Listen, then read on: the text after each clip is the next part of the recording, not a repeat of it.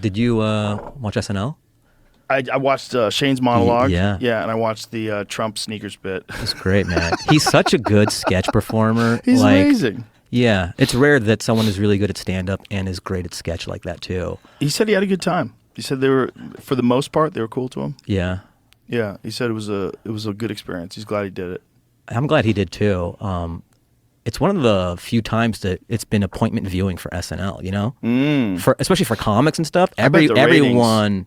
Oh, we're probably through the roof. Bananas. Yeah, I bet the ratings are bananas. My favorite from there when he was on is that Limu Emu sketch, but it got cut for time. And I'm watching on the internet. I go, they didn't air this? This is the best sketch. Well, you know. They have, they run their show. There's a certain order, and maybe it got cut for time or something. But when I'm watching, I'm like, this is the best. Imagine putting together a new show every week and it not sucking. Right. What are the odds? What are the odds? That's so hard to do. I know. Put together a new show every week. That's so hard to do. Did that show mean anything to you growing up? Yes. Yeah, definitely.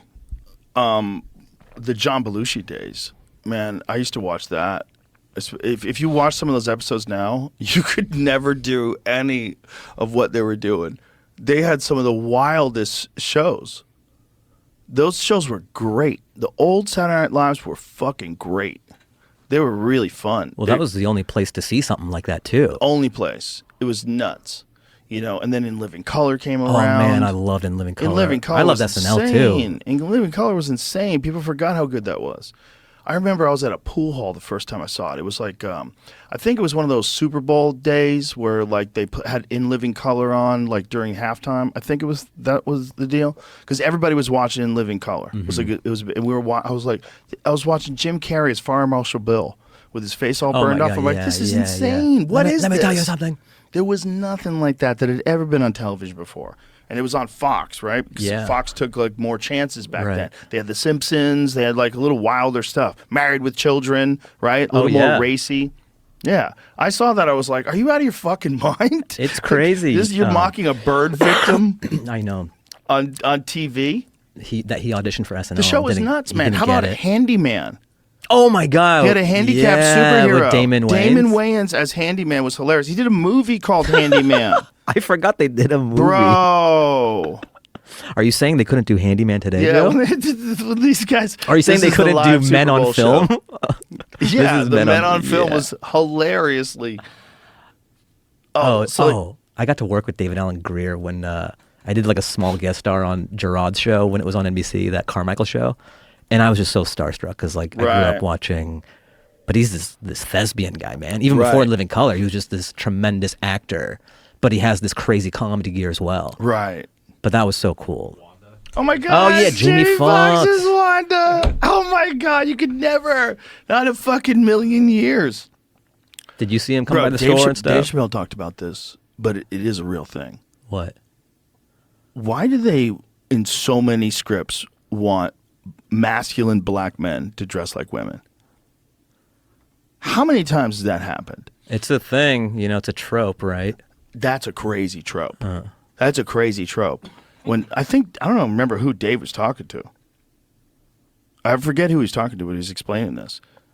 Wasn't Kat talking about that too? Where he's can't we just rewrite it to where that's not in there?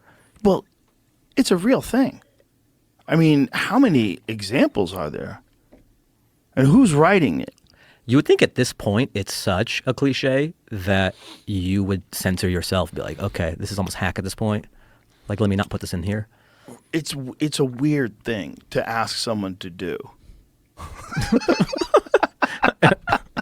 It's a weird thing to say, hey, that guy with all the big muscles, let's put him in a dress. It'll be fine. Give him lipstick and give him a wig and give him high heels and call him Wanda. It's got to be tough, too, where you go, because it's a big break for some people, and you go, I don't want to do this. Right. Well, the Jamie Foxx one, guaranteed was their idea, because it's just a funny character. It's just you couldn't do that today. Yeah. Right? You couldn't do that today. What would that be? I'm kind of like that when it comes to, like, terrorist shit, Like, because, when you're a young performer and actor, sometimes the opportunities come through. They go, hey, will you say Allah Akbar on CSI or some shit? You know what I mean? I go, I don't know how much this helps my career, Like, how am I going to level up from saying Allah Akbar and just like disappearing? Right. So it's really not net positive, and I'm trying to be a stand-up comedian. So if I was just trying to be an actor, Right. then sometimes you're stuck doing, like Samuel L. Jackson had to do some parts that maybe he didn't love doing early on in his career. Yeah. For sure, but it's just that particular one, getting black men to dress up like women. Yeah. That's a fucking weird one, man.